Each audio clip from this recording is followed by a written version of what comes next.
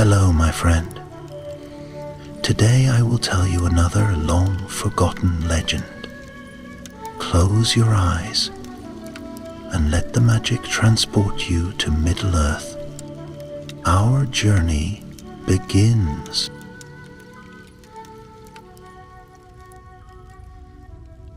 In the elder days, long before the shaping of the rings and the fall of Númenor, the lands of Middle-earth trembled beneath a sky of smoke and war. The dark power of Morgoth, the first great enemy, had been cast down into the void by the Valar, and with his ruin the towers of Angband fell. Yet not all of his evil was unmade. From the wreckage and ash of the north fled one who had been Morgoth's lieutenant, the master of sorcery and guile, Sauron, whose true name in the earliest days was Mairon the Admirable. Fair once to look upon and wise in the lore of the world, he had become twisted by his long service to the Shadow, until his heart burned only for order, control, and dominion. The world lay wounded and quiet in the wake of war. Sauron, cloaked in a shape of secrecy, wandered eastward from the ruin of Angband.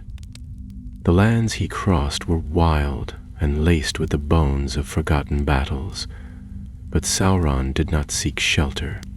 He sought something old, something whispered of only in ancient lore, the first stone of power, a relic said to predate even the forging of the Silmarils. This stone, crafted in the secret forges of Ul the Smith before the awakening of the children of Ilúvatar, had been lost in the tumult of Arda's early shaping. Unlike the rings that would one day come, this stone bore no enchantment of domination, yet it held raw might, a crystal of will and spirit. The legend said it had fallen into the deep roots of the misty mountains, buried beneath stone and forgotten time. Sauron, now weary of fleeing, saw in this tale a path forward. No longer would he be a mere servant. He would build his own dominion, shaped by his vision, sharpened by the discipline Morgoth had lacked. The first stone would be his beginning, but he was not the only one stirring. Far away in the shadowed eaves of Lothlorien's early groves, when the Malern trees were yet young, a sylvan elf named Thalaniel heard troubling whispers on the wind. Her people, attuned to the voice of the forest, spoke of strange changes, animals fleeing east, the roots of trees recoiling from something deep beneath the earth, and stars seeming to shudder in the sky. Thalaniel, once a guardian of borders and now a solitary wanderer, believed she knew the cause. A darkness was moving again. Driven by instinct and ancient dreams, she set off from her woodland home, bow across her back, and with a charm of starlight hung around her neck, a gift once given to her by a Maya she had helped long ago, though she had never learned his name. South of the forest and east of the mountains lived Thranar, a dwarf exiled from the halls of Khazad-dûm. Accused of treachery for reasons not fully known, he wandered the lands as a smith for hire, crafting tools and trinkets for wandering folk. But deep in his beard he bore a secret, a fragment of an old map, drawn in forgotten runes, pointing to a vault buried beneath the misty mountains. The resting place, he believed, of a power long hidden. A forge-born voice had once whispered to him in his dreams, beckoning him to seek it. To most, this would seem folly, but Thranar, shamed and bitter, had nothing left to lose. If he could not reclaim his honor in the eyes of his kin, then he would rise by his own hammer and claim the power of the ancients. And then there was Elir, who walked the lands of men in the guise of a wanderer. To mortal eyes he was but a traveler with a staff, gray cloak, and distant eyes. Yet Elir was no man. He was a Maya, one of those lesser spirits who had dwelt in the west and watched the shaping of the world. Unlike Sauron, he had not turned from the light. But he had chosen to enter the world in secret, guided by dreams and visions that spoke of a new danger rising. He had heard the whispers of the stone, and feared what might come if it fell into the hands of one with will enough to shape it. He did not yet know Sauron sought it, but he felt the pull of fate. Though the threads were drawn, Sauron, cloaked in a new form, tall, noble, with eyes that could kindle loyalty or fear, traveled through the lands of Eriador and into Eregion, a place where elven smiths, wise and proud, had begun to craft wonders of their own. Disguised as Anatar, the Lord of Gifts, Sauron won their trust. He whispered of lore long lost, taught them secrets of metal and magic, and watched as their curiosity grew. Yet even as he walked among them, he listened for signs of the stone. He did not yet know its exact resting place, only that it lay buried deep beneath the mountain roots near the ancient city of Zirac-Zir, now ruined and lost to memory. But there were others who remembered.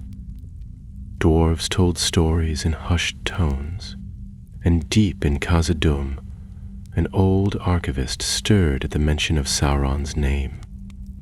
A message was sent to Thranar, not of welcome, but of warning.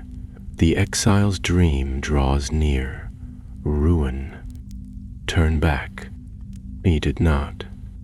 Thus began the chase.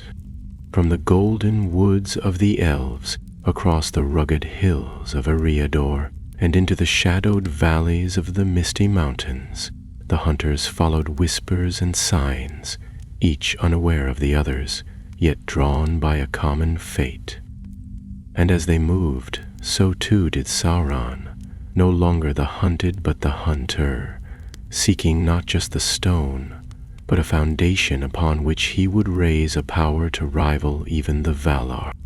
And the mountains watched, silent and unmoved, as they had since the world was young. But deep beneath their roots, something stirred. Not a beast, nor a spirit, but an ancient presence bound to stone, waiting for the hand that would wake it. And so the tale begins. The wind had grown cold as Tel'Aniel crossed the border into the barren lands east of the Anduin.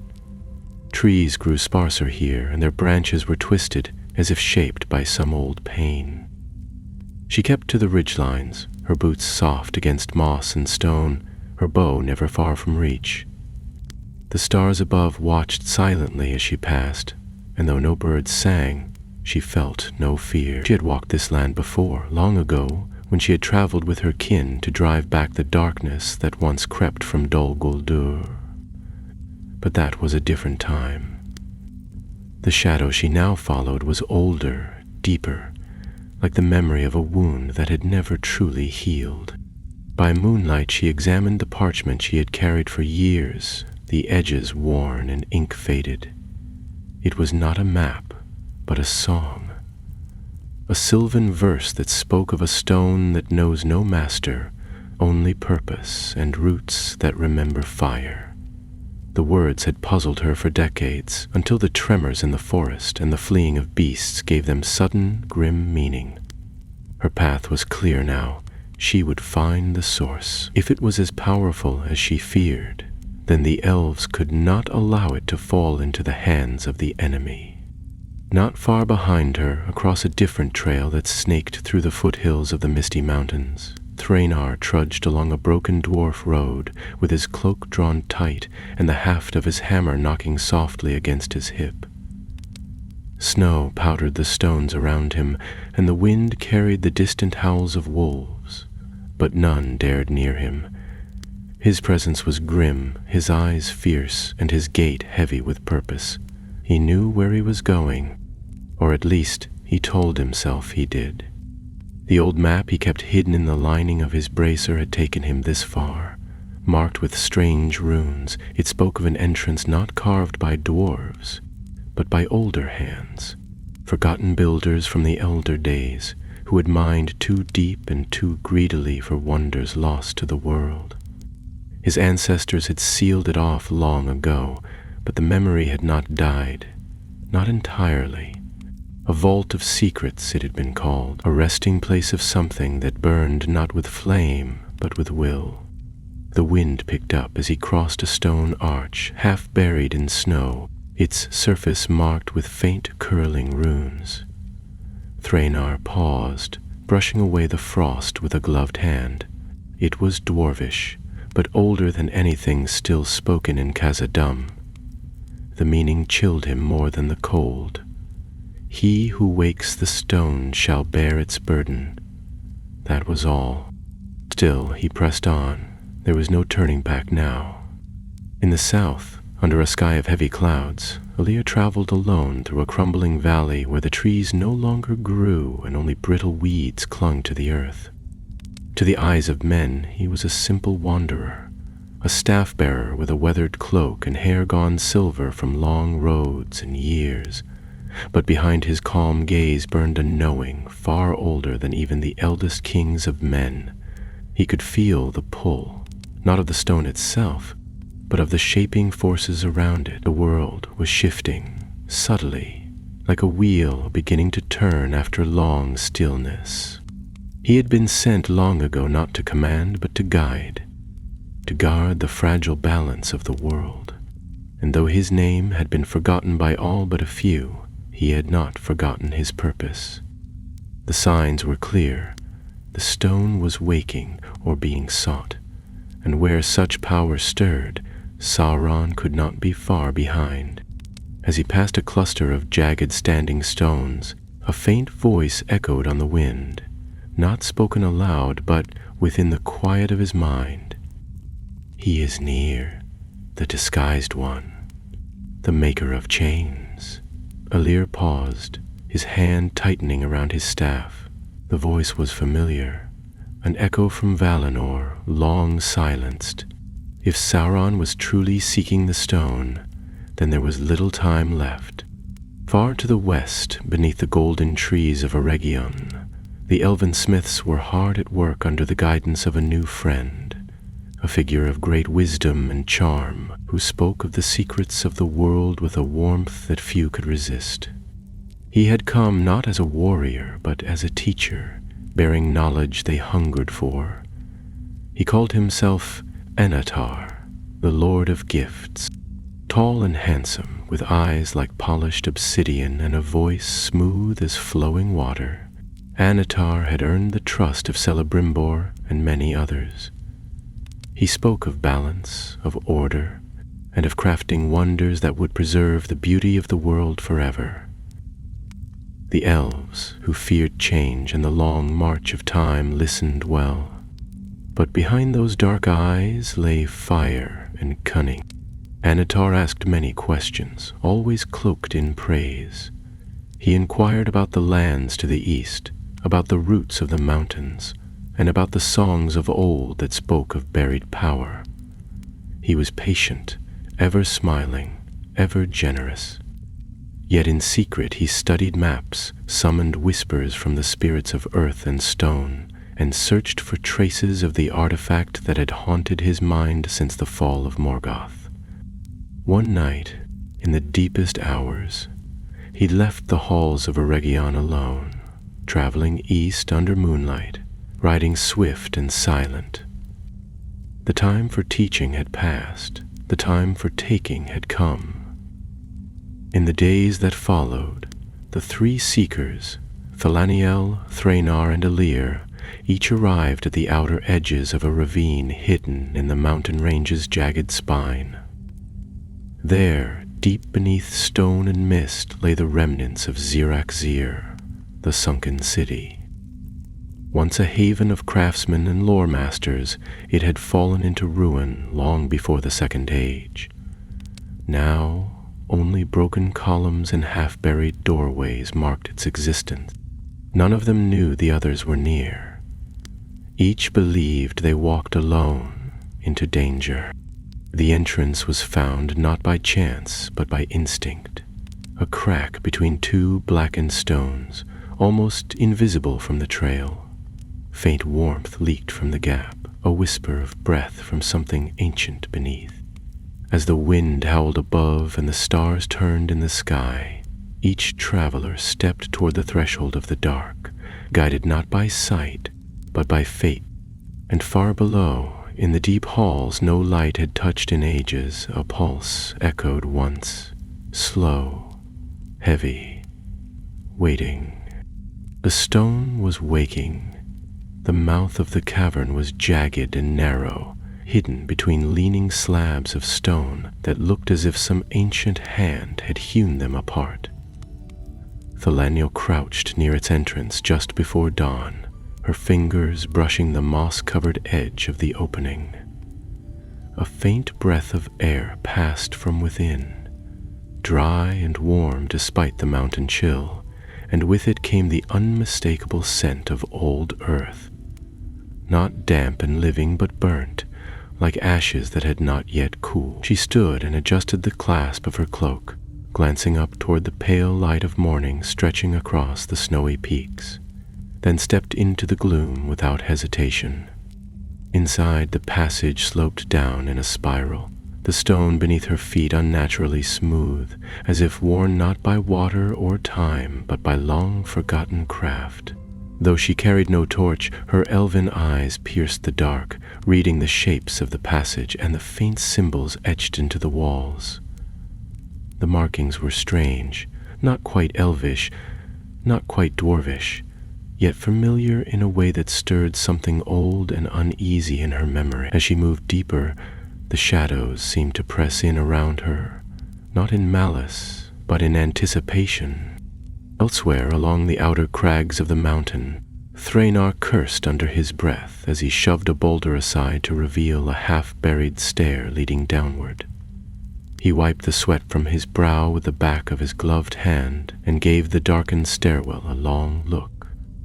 The ancient stone was warm to the touch, and the carvings along the edge glowed faintly, not with any light of their own, but by some trick of the eyes, as though they remembered fire and were waiting for it to return. He unslung the great hammer from his back, resting it across his shoulders, and began his descent, every footfall sending echoes through the passage behind him. He had expected the air to be close and heavy, but instead it grew drier the further he went. There was no dust, no cobwebs, no decay. It was as if the mountain itself had sealed this place in timeless silence, keeping it apart from the world above. And though he would never say it aloud, a thrill ran through him. He was close, closer than he had ever been to something that mattered. Whatever lay below would not be treasure or gold, but something greater, something forged when the world was still young. At nearly the same moment, Elir entered through a weather-worn cleft in the cliff face, his staff guiding his way as he descended into a narrow corridor wrapped in stillness. He could feel the enchantment that lingered in the stone, not crafted magic, but ancient will, older than spoken spells. The walls hummed with a quiet resonance, the air growing warmer with each step he took. He closed his eyes briefly and placed a hand against the stone, listening not with ears but with thought. There was movement ahead, faint and cautious. Not one presence, but two, and one of them held fire within. He opened his eyes slowly, lips pressing into a thin line. He did not know who the others were, but he sensed their purpose was not unlike his own. And though he walked alone, he was not without hope. As he stepped deeper into the dark, his staff brushed the wall, and the runes along the corridor flickered for the briefest moment with silver light, then dimmed again. Far beneath them all, the ruins of Ziraxir stirred. The city had once been carved into the very bones of the mountain, vast halls and wide corridors, now shattered and swallowed by time. But not all of it was dead. Deep within its heart lay the vault of flame, where the first stone had been sealed within a chamber of obsidian and iron. Around it, rings of carved pillars circled outward like the petals of a blackened flower, and above them hung the remains of a ceiling studded with mirrored glass, reflecting nothing but darkness. The stone itself rested atop a pedestal that pulsed faintly, its surface veined with cracks that glowed with a light too steady to be flame and too warm to be moonlight. It was no larger than a clenched fist, yet it gave off the quiet weight of something vast, not in size but in consequence. It did not hum, it did not speak, but it waited, and it was no longer alone. Sauron had arrived. He came not in haste, but in certainty, walking the shattered causeways of Zaraxir as if they had been made for him. His form was still fair, cloaked in the guise of Anatar, but his eyes were darker now, as if touched by firelight from within.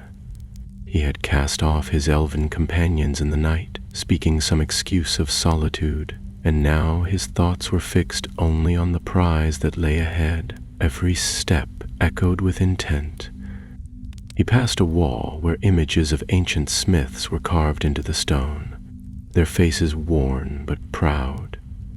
He paused, placing his palm flat against the relief. "They shaped you," he said softly, almost with reverence, "but they did not understand what they made." The stone called to him now, not in words but in feeling, a pull at the edges of his thought, drawing him forward. It was not sentient, not alive in the way minds were, but it had been shaped to amplify will, to magnify desire, and it had waited so long for someone who could command it. He reached the edge of the vault at last and stood in silence, gazing at the pulsing core of power that rested on its pedestal. A faint tremor ran through the ground, and the mirrored ceiling above flickered with light, as though catching a reflection that wasn't there. Behind him, in separate passages still some distance away, Thalanar, Thranar, and Alir continued their descent, each unaware of the others, each guided by their own truth. But the closer they came, the more the stone beneath their feet began to change. The walls grew darker, smoother, and the air grew dense with something unspoken. A pressure not physical, but felt deep in the chest, and as the stone awoke more fully to Sauron's presence, the mountain itself seemed to listen, for the first stone of power had not been meant for domination, but for forging. It would shape the world according to the will of the one who claimed it. And the greater the will, the stronger the shaping. Sauron, above all others, had will in abundance, but so too did those who came after him, the exiled smith, the wandering elf, and the veiled Maya. The meeting of these wills would decide more than the fate of a single artifact. It would decide the shape of the shadow to come. The path narrowed as Thelemiel pressed deeper underground. She had lit a small lantern, not for her own sight, but to better read the marks carved into the walls. They were strange runes, looped and thorned, unlike any language she had studied, yet they stirred an odd familiarity. They weren't made to be read as words, she realized, but felt like the echo of a melody sung long ago. Sometimes, when her fingers brushed the symbols, a twinge of warmth ran up her arm, or a soft whisper brushed against her ear. Not words, not quite, but echoes of memory. She moved more cautiously now. Though no wind stirred the corridors, her cloak often shifted as if brushed by invisible hands. Elsewhere in the ruins, Thranar wiped soot from his beard and held his lantern higher. The tunnel he had taken had narrowed unexpectedly, and a deep crack had split the stone floor ahead. The walls around him bore carvings of forges and anvils, mighty figures raising hammers toward a central flame that seemed to dance within the stone itself. He recognized the style, not dwarven, but ancient Elscraft, from the time when the world was still fresh and the Valar walked the earth. It sent a shiver down his spine. The fact that such images had been hidden for so long confirmed what he had suspected. This place had been built for something more than smithing. It had been built to contain. He crossed the chasm by way of a collapsed arch, testing each step with care. His boots scraped stone, and every noise echoed too loudly for his liking. Somewhere far below, something answered, a soft tremor like the slow shifting of stone. He paused, listening, but the sound did not come again. Gripping his hammer, he pressed forward, guided more by gut than by map. The path curved steeply, drawing him down into the deep heart of the mountain. Though he would never admit it aloud, a strange unease settled over him, as if the mountain itself were watching. Not far off, Elir walked in silence, his staff tapping gently against the stone with each step. He needed no torch. The path he followed had begun to glow faintly with silver light as soon as he'd set foot upon it. Not a bright light, but a soft shimmer, like moonlight caught in frost. The enchantment had lain dormant for ages, waiting for one who could stir it. As he passed the carved arches and pillars, he read their story, not with eyes, but with understanding. They told of the shaping of the world, of a time before elves and men, when the Valar labored to bring beauty and order to chaos. And at the center of these tales was the stone, the first stone, not made to rule, but to shape, to guide the forging of all that followed. He frowned. Such power was not meant for mortal hands, nor even for his own. But someone had found it.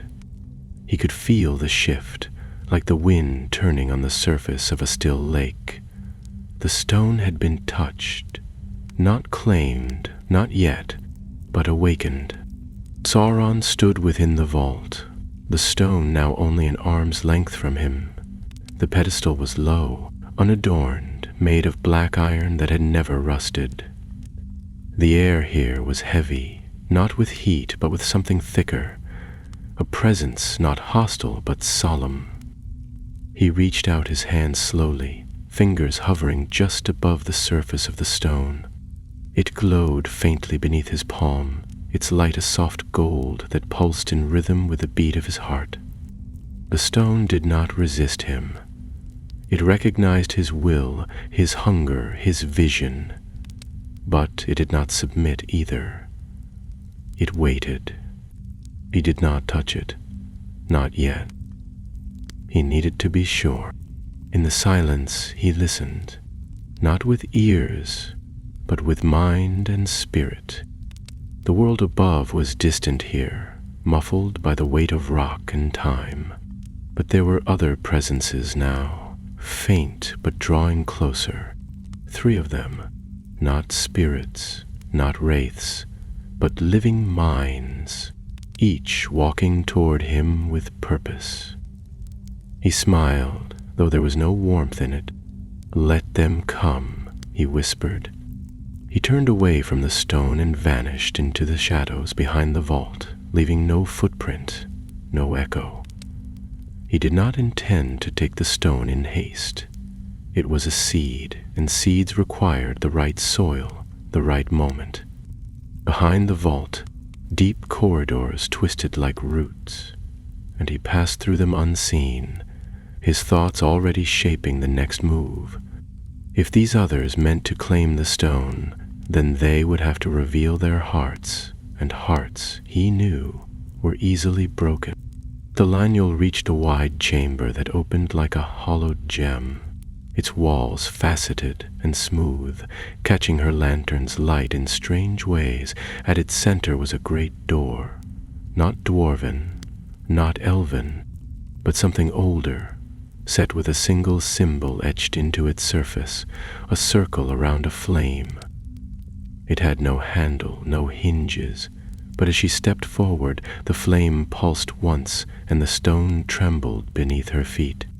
The door groaned and split down the middle, stone sliding aside to reveal a stair leading down. She hesitated only a moment before descending. Traynor, though he had taken another route entirely, found himself at the mouth of a different stair, one that smelled of ash and steel. He ran his hand along the wall, felt the heat within, and grinned. Bilberith, save us, he muttered, though without mockery. I've found it. Elir, farthest of them all, paused as his path opened into a vast gallery filled with pillars that rose like tree trunks into darkness. The floor was inlaid with star-shaped tiles, and the air shimmered faintly, as if holding the memory of distant music. He raised his staff and touched one of the tiles. A hum spread through the air, and somewhere ahead, the faint ring of metal echoed, as if struck by an unseen hand.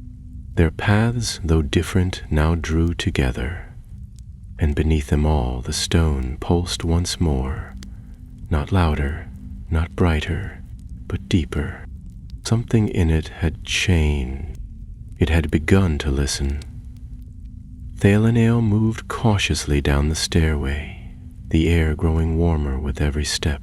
The stone beneath her boots had a strange texture, not rough like mountain rock, but smooth and faintly metallic, as though long ago fire had melted it into glass and time had hardened it.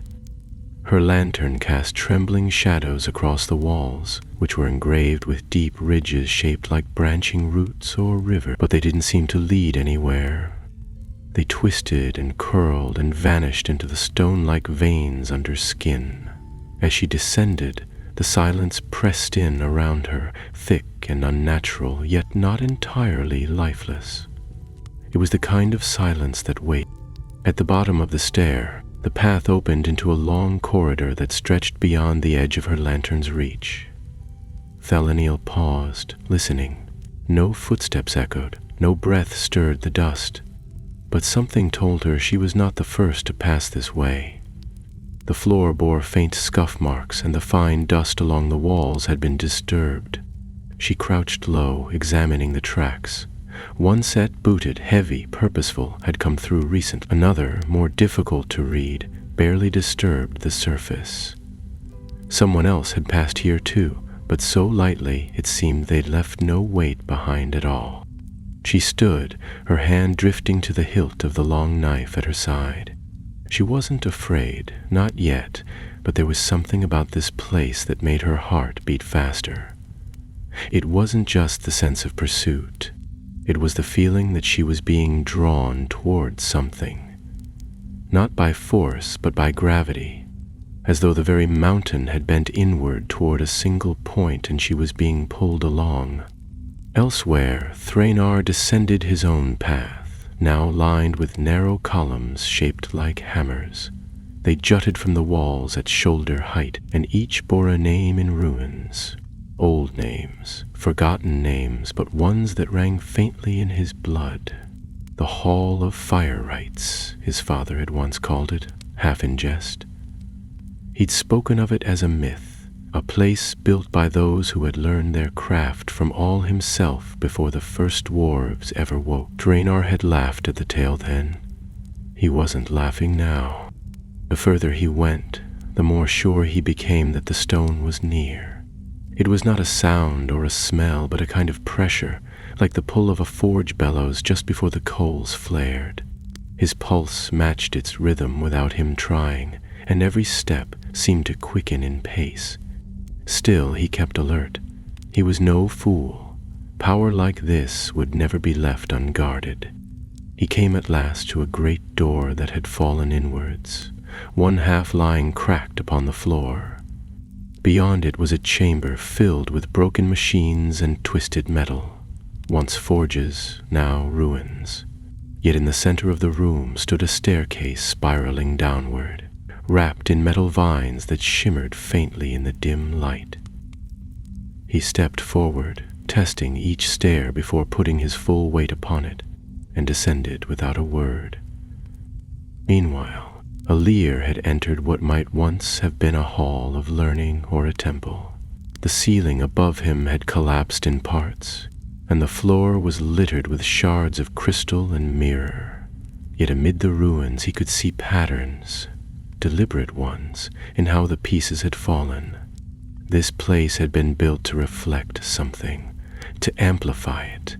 The design was unmistakable, a resonance chamber, meant to carry power from a single source through every wall and surface. The stone had not only been hidden, it had been placed at the very heart of the mountain, and the mountain itself had been shaped to carry its influence outward.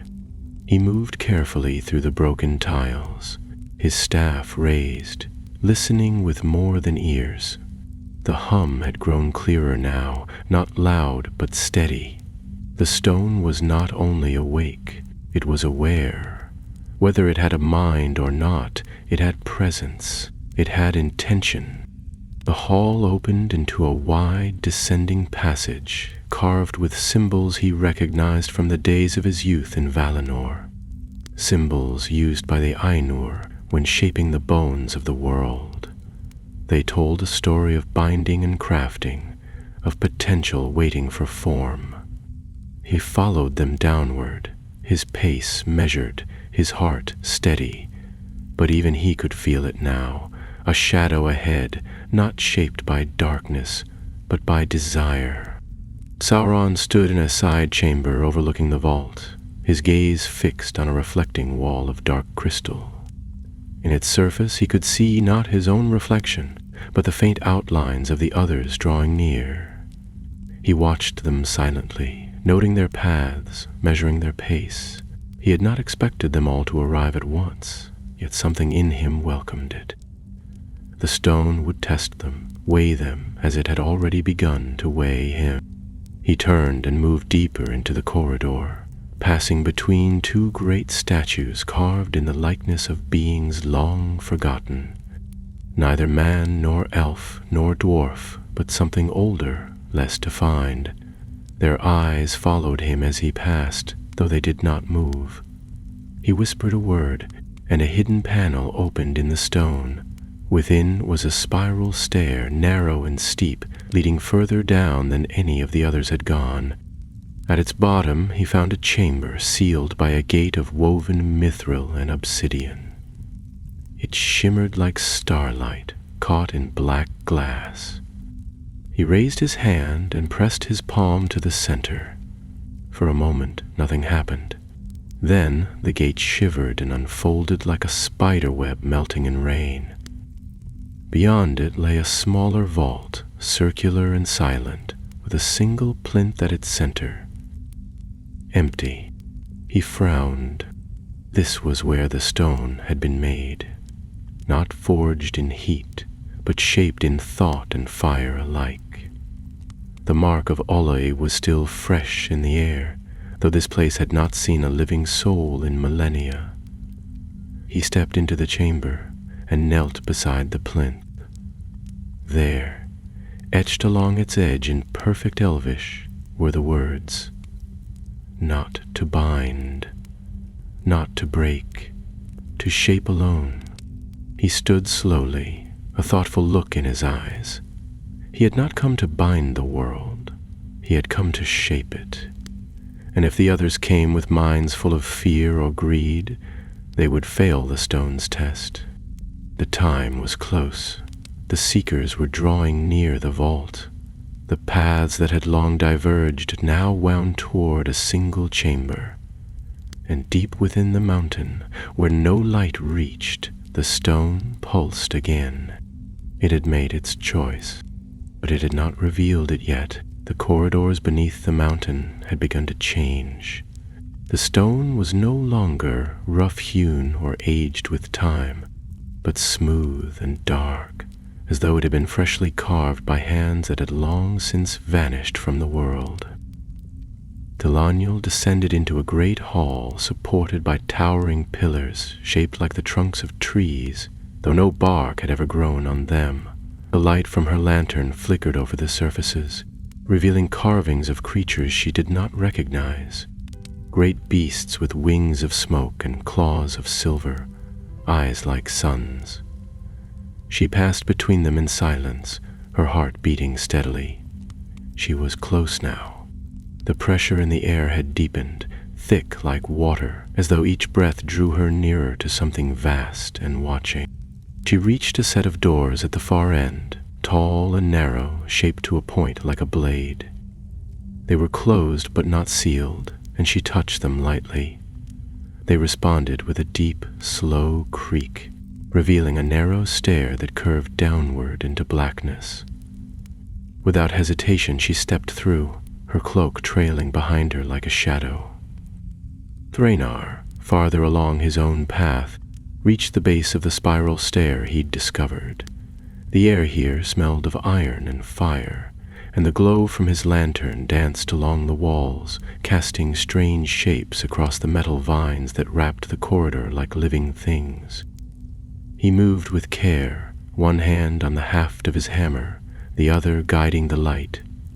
The silence in this part of the ruins was different. It was not the silence of abandonment, but the stillness of something waiting. He entered a chamber filled with tall iron spires rising from the ground, each one etched with markings that seemed to shimmer as he passed. Between them ran channels in the floor, lined with black glass that pulsed faintly.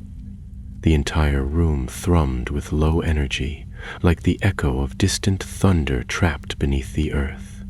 At the center of the floor stood a symbol, a circle within a triangle, surrounded by curved lines like flowing water. He recognized it from the map fragment he carried. This was the place, the heart of the forge. But the stone was not here. He turned slowly, his brow furrowed. Something had changed. The signs were not wrong. This was the chamber, but it had been emptied, or perhaps moved. Elir stepped quietly into a long hall lined with statues that shimmered like silver ghosts in the dim light. They were tall and faceless, robed in stone garments that brushed the floor, their arms crossed over their chests as if guarding some sacred trust. He passed them slowly, nodding once to each as if in greeting. Though they did not move, he sensed something in them, a memory, a watchfulness. These halls had not been forgotten, not truly. They had merely been left behind, waiting for the world to change. At the far end of the passage, a great arch stood open, and beyond it lay the vault. He paused for only a moment before entering. The vault of flame was vast and round, its ceiling high above and covered in mirrors that reflected the faintest light into glimmers of gold and red. The stone sat at the center, resting on a plinth of dark obsidian. It was smaller than he had imagined, no larger than a clenched fist, and yet it seemed to fill the chamber with its presence. Its light was steady, deep gold with veins of orange like fire caught in crystal. As Elir stepped closer, the air grew warmer, not uncomfortably, but enough to notice. He stopped a few paces from the plinth and raised his staff. "It knows," he murmured, more to himself than to anyone else. "It feels us." He did not touch it. He didn't even try. Footsteps echoed from another corridor, and he turned sharply. Telaniel emerged from the shadows, her lantern held high. She stopped when she saw him, and for a long moment neither spoke. The light of the stone shimmered between them. "You're not dwarvish," she said at last. "And you are not surprised to find someone else here?" Elir replied. His voice was calm, deep, carrying something both gentle and firm. "I felt the pull," Telaniel said, stepping further into the chamber. "Something old, something not meant to be alone." Elir nodded. "It calls to more than one." Before another word could be said, a harsh echo rang out from the opposite corridor. Thranar entered the chamber with a grunt, his boots loud against the stone. His hammer hung at his side, and his beard was dark with sweat. "Thought I'd find company," he said gruffly. Didn't think it'd be two strangers standing round an unclaimed relic like it's a blossom waiting to be picked. Thalaniel glanced at him, then back at the stone. We don't know what it will do. I do, Thranar replied, stepping forward. It'll answer to the strongest. That's what stones like this do. You don't find power lying in the dark without it wanting someone to take it. Alir moved slightly, not blocking his path, but close enough to make the point clear. It doesn't want to be taken. It wants to be used. There's a difference. Thranar scowled, but did not advance further.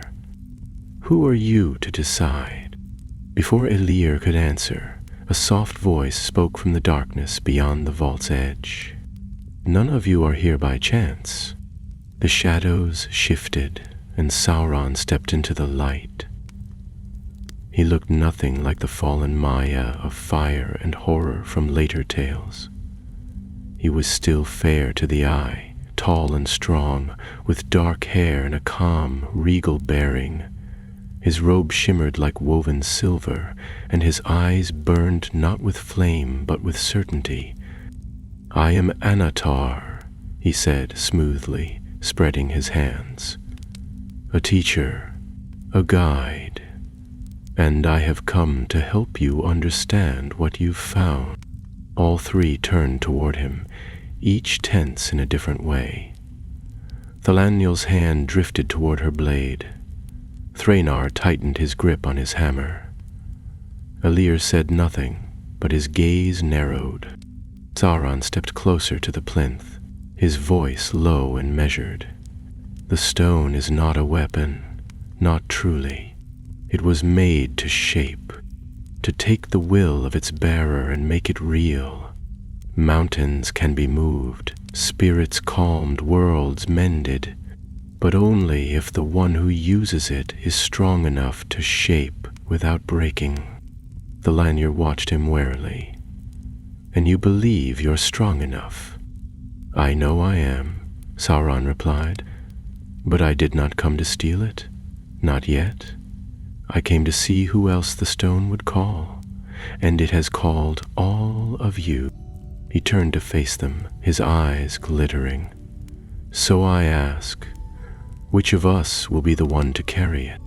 For a long moment, no one spoke. The only sound was the gentle hum of the stone, its light pulsing in slow, steady rhythm, like the breathing of something vast. The test had begun. No one moved. The stone's warm glow lit their faces, and the chamber around them held its breath. The silence stretched until it seemed the mountain itself was listening. Sauron, still cloaked in the fair guise of Anatar, stood calmly before the others, his hands open, his expression serene. There was no threat in his voice, no boast, only certainty, and that was somehow worse. Delaniel shifted her weight, eyes never leaving his. You say the stone called to us, but not all calls are meant to be answered. Some doors are locked for a reason. Sauron gave a small smile. True, and yet here you are, sword in hand, heart open. You came because you believed something was stirring beneath the world, and you were right. His gaze drifted from her to Thranar, then to Alir. You all felt it. That's why you crossed wild lands and forsook comfort. The stone isn't an accident, it's a promise. I've heard promises from too many smooth tongues to believe in them now, Thranar muttered, stepping slightly closer to the plinth. You talk like a teacher, but you walk like a thief. I take nothing, Sauron said gently. I only offer to finish what the Valar never dared, to shape the world so it cannot fall again. That's not your right, Alir said, his voice quiet but firm. Shaping the world belongs to all, not to one. That's the lesson Morgoth never learned, nor you. At this, Sauron's gaze flicked toward him, and something shifted in his expression. Not anger, not yet, but recognition. "You speak like one of the old ones," he said slowly. "Who are you beneath that robe?" Elir did not answer. Instead, he stepped forward, nearer the stone than any of them. The glow brightened slightly as he approached, and a faint chord of sound rang through the chamber, like a string plucked in the depths of the earth. "The stone is not a crown to be worn," he said. "It is a mirror. It gives shape to what lies in the heart, and no one's heart is entirely free of shadow." "Not even yours," Sauron said, though his tone had cooled. "No," Ili agreed. "Not even mine. That's why it must not be claimed. Not by me. Not by you."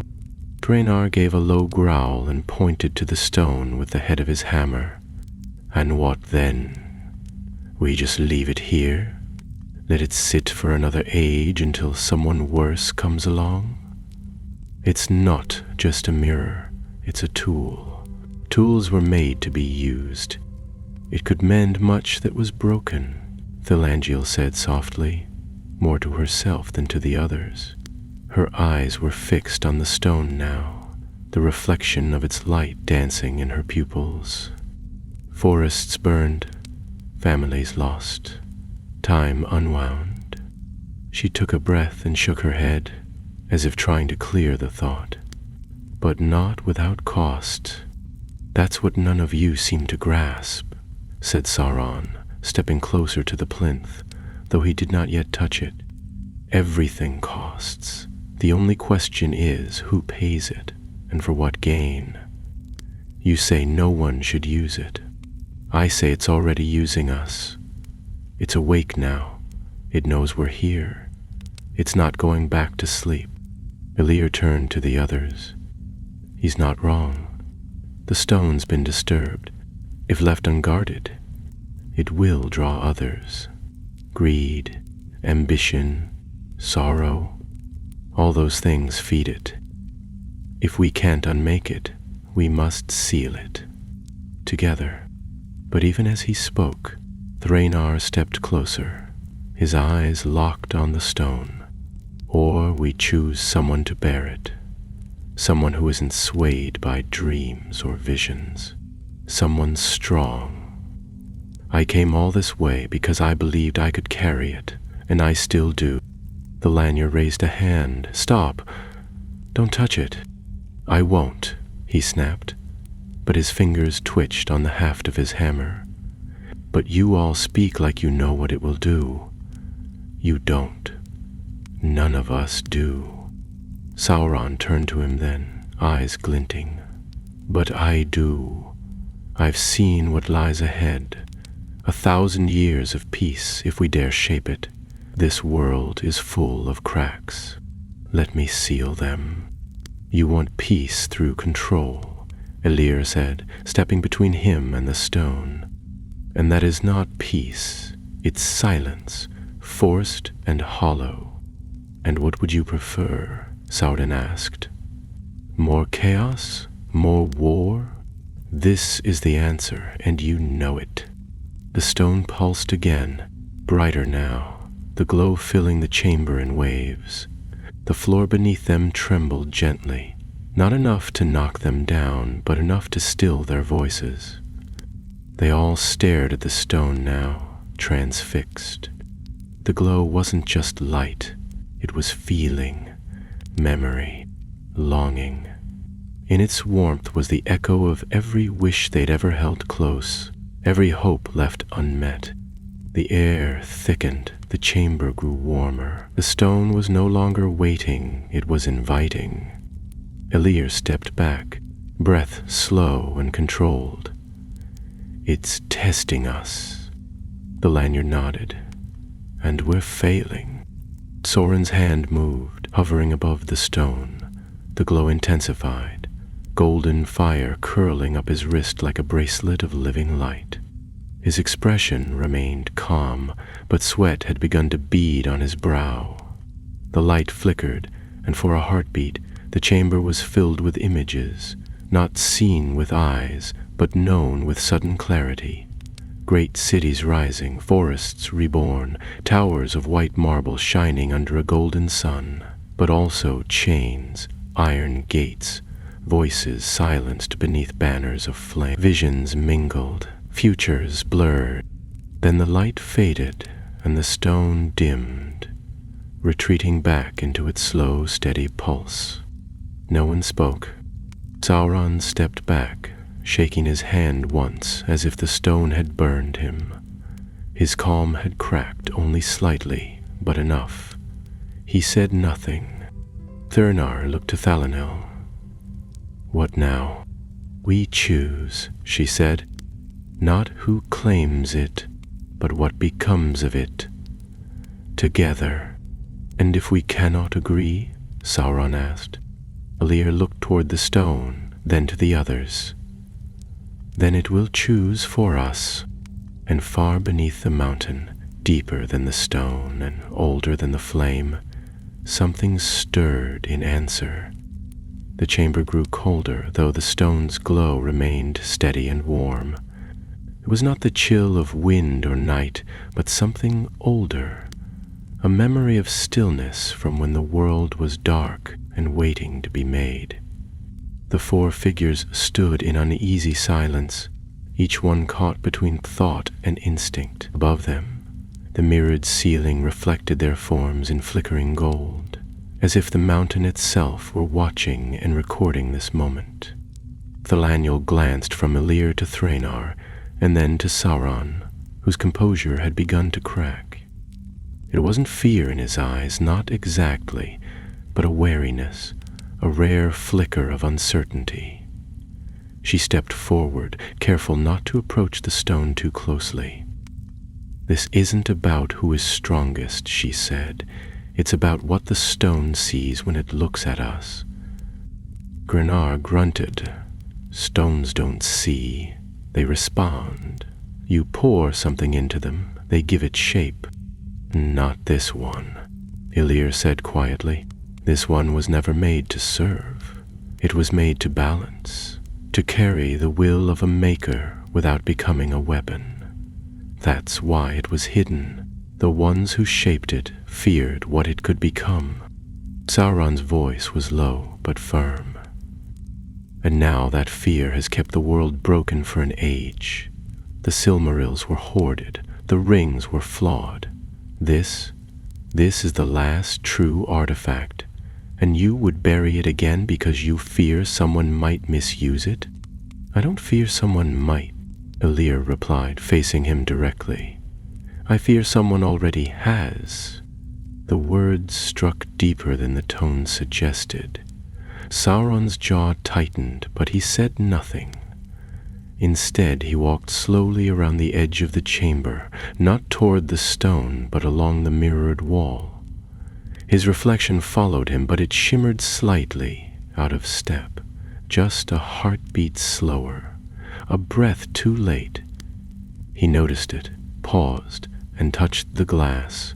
It rippled, the reflection solidified, and then changed. For a brief moment, he saw not himself, but another figure in his place, cloaked in shadow and flame.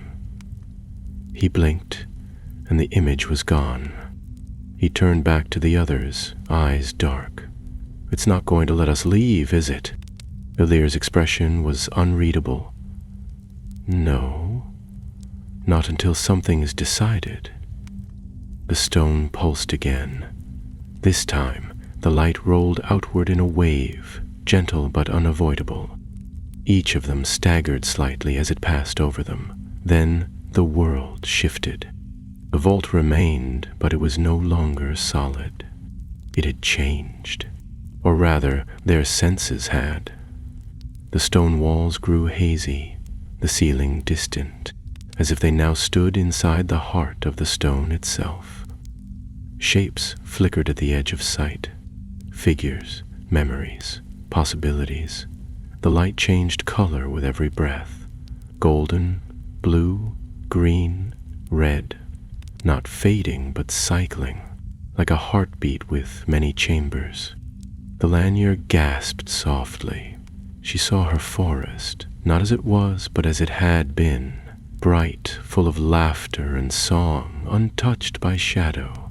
Her people danced among the trees, their faces lit with joy, and at the center of it all she stood, whole and free, unburdened by laws. Then the image twisted, the trees burned, the laughter turned to screaming. A hand reached out to her, her brother's, and was consumed by flame. Thranar gripped his hammer tightly. Before him stood a forge, massive and eternal, lit by flames that needed no fuel. His father was there, working beside him, proud and silent. Together they shaped wonders, tools, arms, even small things of beauty. They had honor, purpose. Then the forge went cold. His father turned, face empty, mouth open in accusation. The vision cracked apart like shattered stone. Ilir closed his eyes. He saw a white shore, a sky without end, and the light of the trees before they had been darkened.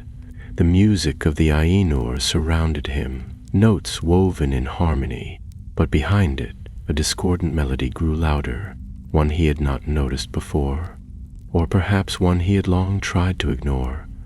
It was his own voice, joined to the harmony, but out of step. His hand trembled on his staff, and Sauron, he saw a throne not carved in fear or fire, but one shaped from crystal, light bending through it in a dozen directions. Upon it sat a ruler, wise and just, cloaked in calm. Peace reigned, order prevailed. Yet beyond the throne was a field of chains, thin, elegant, and unbreakable. The people bowed, smiling, but none of them spoke, none of them moved unless guided. He stepped toward the throne, hand outstretched, and it shattered. He stood alone in a wasteland, crowned by silence. The vision collapsed, the vault returned. They stood again as they had, together, but changed. The Langnil spoke first. It shows us what we want most, then what it becomes. Thranar shook his head slowly. And it's not always the same. No, Ilir said, but the end is. The stone amplifies the bearer's will, but that will changes the world, and the cost is always higher than the desire. Sauron remained quiet.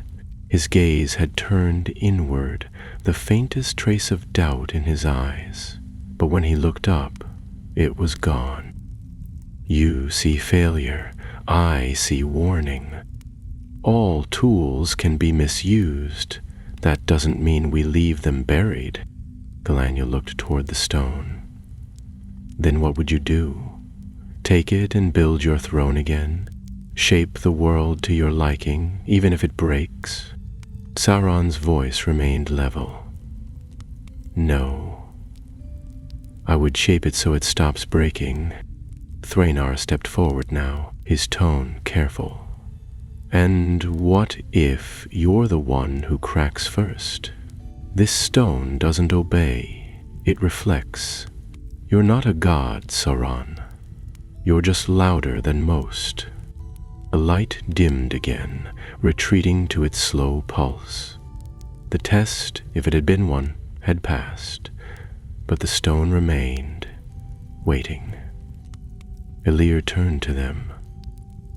We cannot carry it, not one of us, but perhaps all of us can. Sauron frowned. You divide it? No, said Ilir. Bind it, not to a person, to a place, a purpose. Together, a bond of three wills, one of craft, one of memory, and one of truth. He looked to Silmarillion, to Thranar, and finally even to Sauron. For once, he said, we shape something not to control, but to protect. The others were silent. Even Sauron did not speak. Then the stone pulsed once more, and for the first time the light it gave off felt like agreement. The glow from the stone had lost its urgency. Where once it pulsed like a heartbeat, eager and demanding, it now shimmered softly, casting a gentle light across the vault as though it too were listening. The warmth remained, but it no longer pushed or pulled. It simply was. The silence that followed Elir's words was deep and thoughtful, unbroken by argument or breath.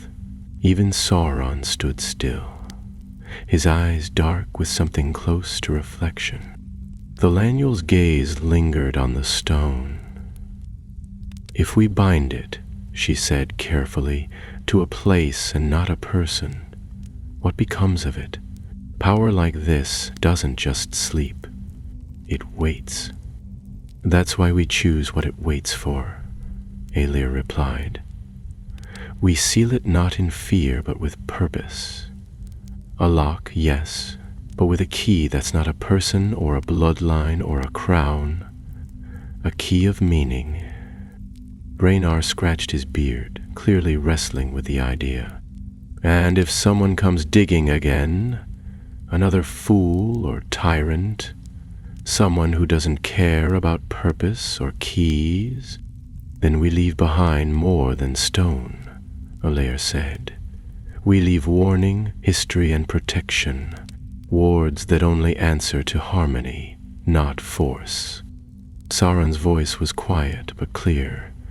"And if I said I could use it better than any of you, that I would not twist it to cruelty, but use it as it was intended, for creation, not dominion?" The Laniel turned to face him fully. "You might believe that now, but so did others before you. Power shifts the ground beneath your feet until you're too far from where you started to find the way back. You want peace, Sauron. We can all see that.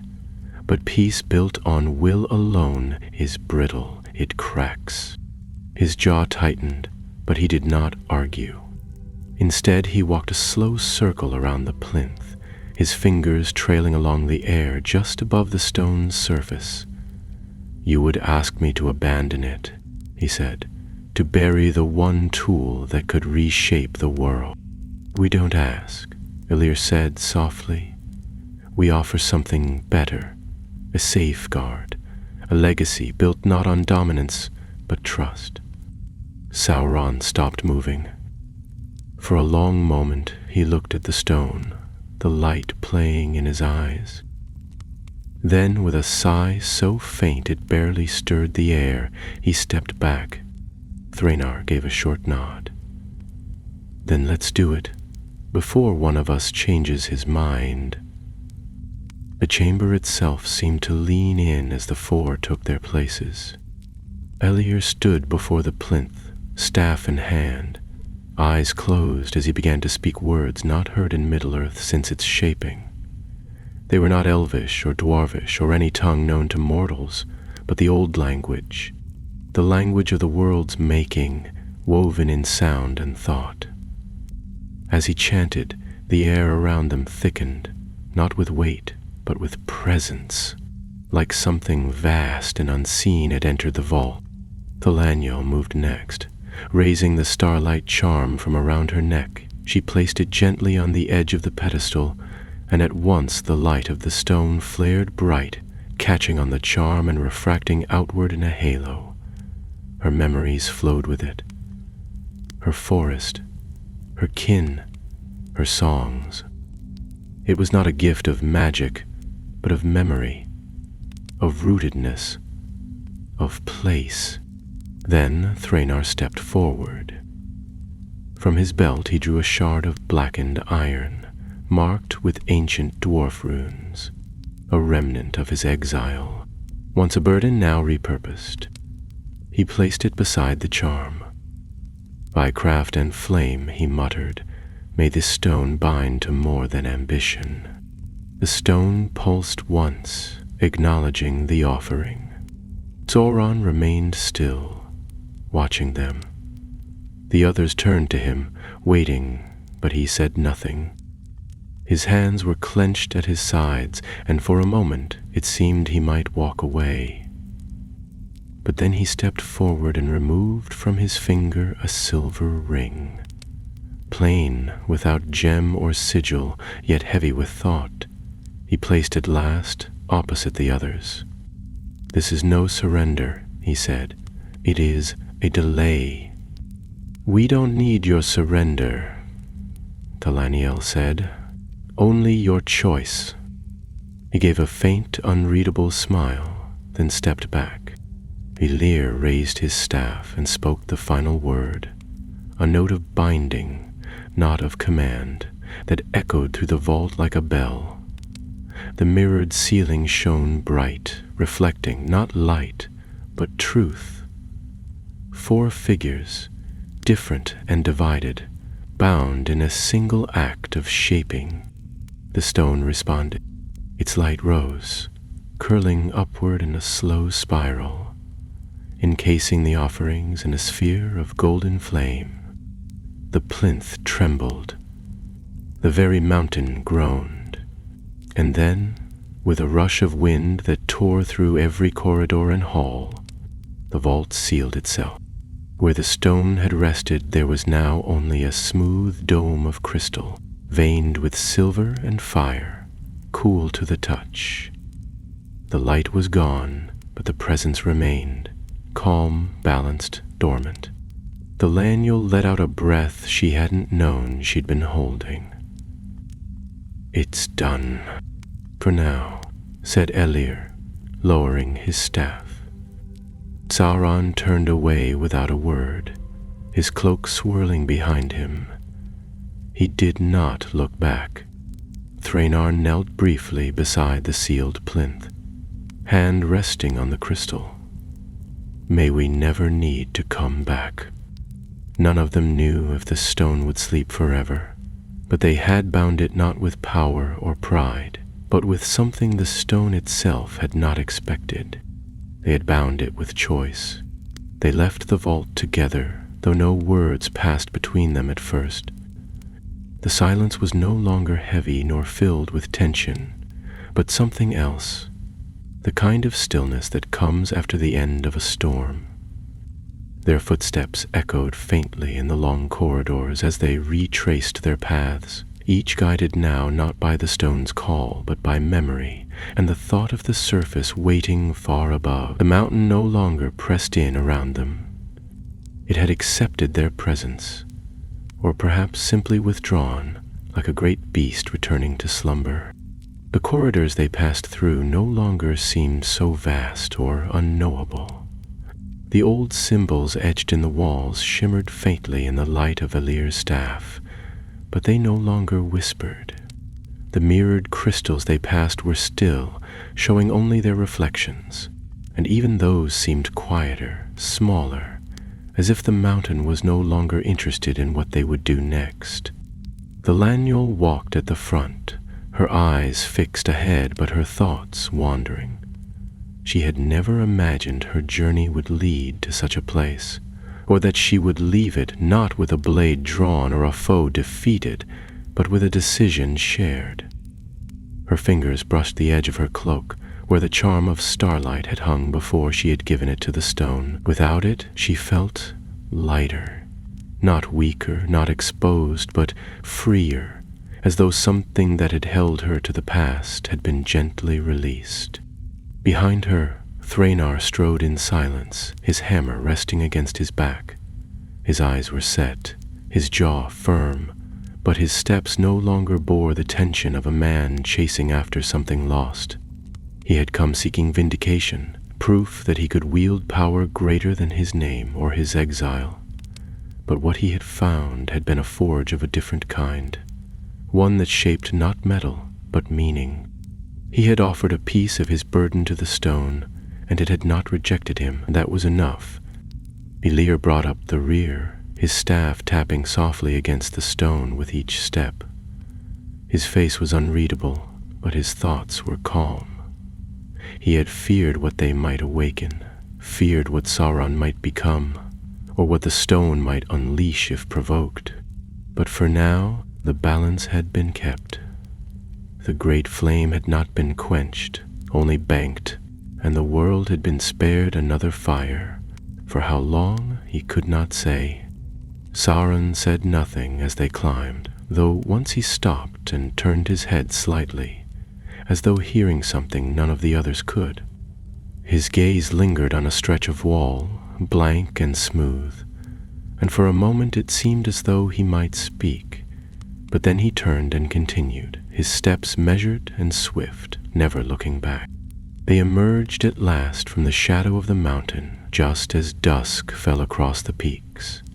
The light of the setting sun painted the sky in hues of orange and deep violet, and the snow that capped the summits glowed with a brilliance that seemed almost unreal after the darkness below. The wind met them like an old friend, cool and steady, brushing their cloaks and hair as they stood at the edge of the high path. Helena closed her eyes and lifted her face to the breeze. The scent of pine and river drifted up from the valleys below, and somewhere far off a hawk cried as it circled the cliffs. She had never felt so far from the world, and yet so rooted in it. Thranar adjusted the strap of his pack and looked toward the east, where the peaks fell into rolling hills and forested slopes. "I suppose I'll head south," he said at last. "There's a smithy in Nandahirion. Heard they need strong hands. Might be time to make something that doesn't swing or break." Elir gave a faint smile. "I think the world could use more of that." The Laniel nodded but said nothing. Her eyes had drifted westward toward the distant shimmer of golden wood and the forests of Lothlorien. The trees there would still be young but growing. There was work to be done, stories to tell, wounds to heal. Sauron stood apart from the others, gazing not east or west, but down into the valleys lost in shadow. The sun touched the edges of his cloak, casting him in gold for a moment, and then the light moved on. He turned at last and met Elir's eyes. "This isn't the end," he said simply. "No," Elir agreed, "but it's not your beginning either." Sauron gave a faint nod, not of agreement, but acknowledgement. Then he turned and walked down the slope, disappearing into the darkening paths below, silent and swift. Elir watched him until he vanished, then turned back to the others. "Let him go. The path ahead is his to choose. And if he chooses wrong again," Thranduil asked, her voice low.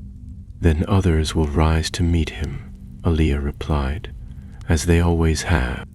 They parted ways not long after, each taking a different road into the world. Thranduil returned to her forest, where songs were still sung beneath starlight, and where memory and myth often walked side by side. Thranar vanished into the forges of the south, crafting things of quiet beauty that would one day be found by those who never knew his name. And Elir wandered, as he always had, from village to vale, never staying long, but always arriving just when he was needed. The mountain remained behind them, silent and vast, and beneath it, sealed and bound, the stone slept. Not forever, for nothing in the world truly lasts unchanged, but for long enough, and the world for a time turned quietly without it. The years passed quietly. They did not roar or rush like rivers, but moved with the slow patience of wind through tall grass, unnoticed until long after they had gone. In the deep places of the world, where the sun had never touched, the stone remained hidden, sealed in its cradle of crystal and shadow. The power within it did not slumber entirely. It simply waited, nestled in silence, held in place by will, by memory, and by the choosing of those who had walked away. In the lands above, the story of the first stone of power passed slowly into legend. It was not spoken of often, and when it was, it came cloaked in the kind of myth that makes children lean close and old men shake their heads. Few believed it had ever truly existed. Some said it had been a jewel of the Valar, fallen from the sky in the breaking of the world. Others whispered it had been a fragment of a greater flame, stolen from Owl's forge and hidden so that even the wise would forget its name. No one ever spoke of the four who had found it. Their names never became songs, and perhaps that was best. The world had sung of too many who sought power. In Lothlorien, Thurlanael's days became filled with quiet purpose. She walked the paths of the golden woods, beneath leaves that whispered ancient melodies. Though the world beyond changed with time and war and worry, the forest endured, cradled in light and peace. The Laniel seldom spoke of what had happened beneath the mountain, but sometimes, when the night was especially still and the stars were bright above the Malhorn trees, she would pause in her steps, lay her hand against the bark of a silver birch, and close her eyes. In those moments, her thoughts would drift to a plinth of obsidian, a ring of mirrored crystal, and a stone that remembered the shape of her longing. Far to the south, in a valley cradled by mist and river, Thranar found his forge. It was not grand. It did not echo with the ring of war hammers or the clang of armor. But it was warm, and its walls held stories in the soot. He crafted simple things, hinges, clasps, goblets, trinkets for passing travelers. Yet every piece bore the touch of something deeper, a quiet strength that went unnoticed unless you looked closely. No one asked where he had learned such craft. He did not tell them. But once, in the heart of winter, a boy brought him a broken pendant, old and cracked. Thranar took it without a word, set it upon his anvil, and forged it anew. When he returned it, the boy stared at the gleaming metal and asked what spell he'd used to mend it. Thranar only smiled and said, "Not every kind of magic makes a sound." And what of Aelir? He passed like smoke through the lands of Middle-Girth, never quite seen, never truly forgotten. To the folk of the East, he was a wandering scholar who spoke kindly and never asked for coin. In the hills of the West, he was known as a gray pilgrim who brought warnings of storms before they arrived and comfort after they passed. Once, in a village long since lost to maps, he arrived just as a fire threatened to sweep through the barn. He stood between the flames in the fields and raised his staff, and though no one could remember what he said, the fire curved around the homes and vanished into the night. When asked who he was, he simply said he had once been a friend of trees. He never returned to the mountain. He did not need to. And Sauron, he wandered too, but not as they did. His path led eastward, beyond the maps of the elves, beyond the songs of the dwarves, into lands where the stars looked down with unfamiliar eyes. He wore many faces and spoke many tongues. He learned the ways of kings and priests, of smiths and soldiers. He gathered knowledge like a hunter gathers knives, not to admire, but to use. The memory of the stone never left him, not because he mourned its loss, but because it had shown him something true. The world could be shaped. The will to do it just needed time. He did not forget the feeling of its light, nor the glimpse of what could be. And so, in his hidden places, he began to work, quietly, carefully. His vision had not changed, only the method. In secret forges and shadowed lands, whispers of new rings began. Not one, not yet, but many.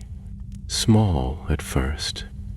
Experiments, preparations. For he had seen the power of shared will, and he meant to master it. The first stone had not broken him.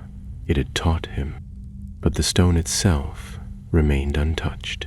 Its light sealed, its voice quiet, its will held not by command but by choice.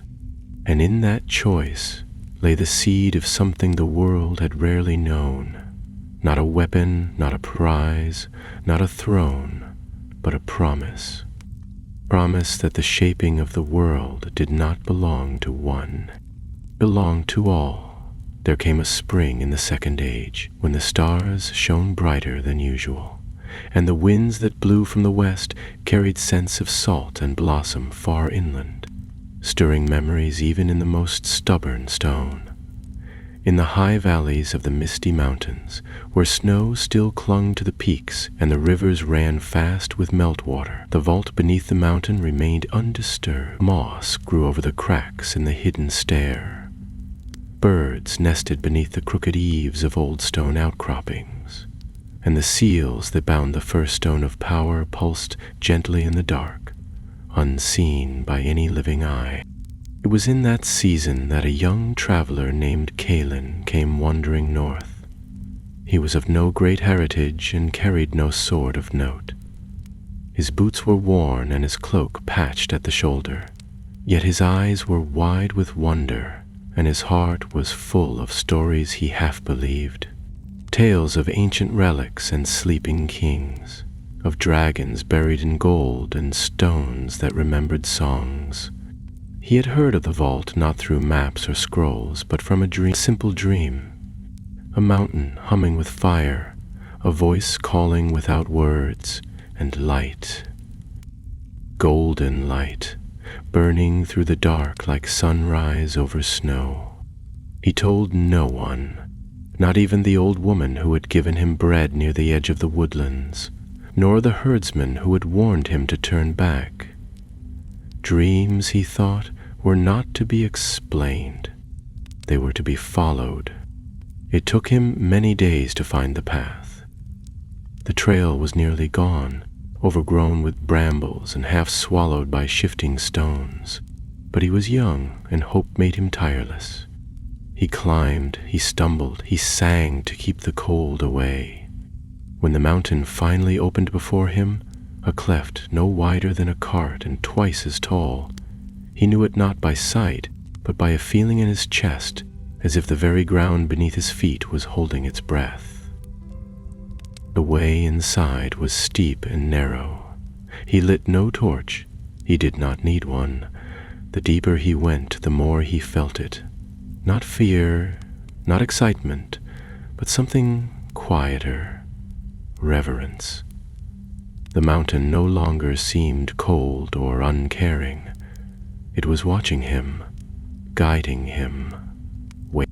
He reached the lower halls long past nightfall. Dust coated the floors. The old carvings had faded to little more than shadows in the stone. And then, without warning, the corridor opened into the chamber that had once been the vault of flame. The mirrors in the ceiling still hung, cracked but glimmering. The air was dry, heavy with memory. At the center, exactly where the stone had once rested, stood the sealed dome, smooth and silent, its surface etched with runes he could not read. Calin stepped toward it, slowly, respectfully. He did not reach out to touch it. He simply stood there, listening. Nothing stirred.